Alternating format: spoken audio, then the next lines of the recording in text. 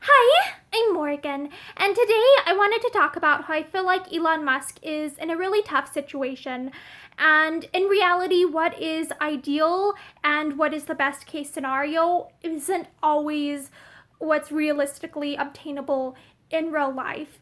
And I am thinking primarily about like freedom of speech versus censorship and the really tough spot that Elon Musk is in right now because I believe that he does stand for freedom of speech, freedom of expression. And he is someone who I look up to because he is on the autism spectrum like I am. So he is neurodiverse representation in a place of power, which is so extremely rare in our society. And I really wish that more of the people in power were neurodiverse because Elon Musk I think better understands how people like me think and than the general population. And so I really like him and I'm excited to see where he takes Twitter and stuff. But at the same time, it's I am also concerned because Section 230 is apparently there are a couple of court cases going on at the Supreme Court that could affect it.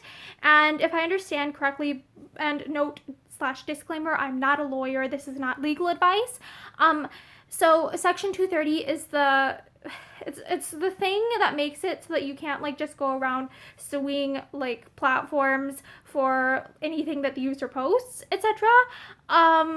It's probably a lot more complicated than that.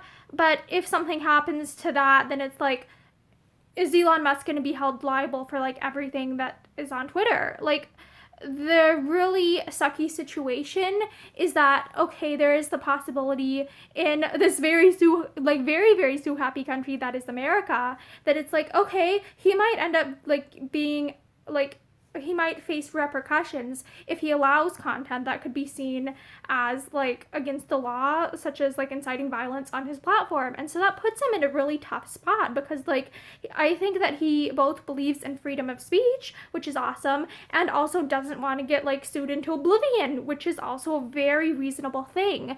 And so I feel like he's in a really tough situation, and I really don't like how a lot of people who are how do I put this? A lot of people who are free speech idealists don't necessarily understand that, okay, people actually do face real world repercussions if they, if they say everything that they believe in.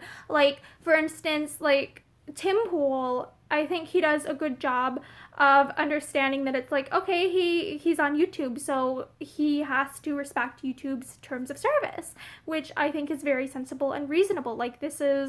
You are using someone else's platform, so you're you agree to a TOS.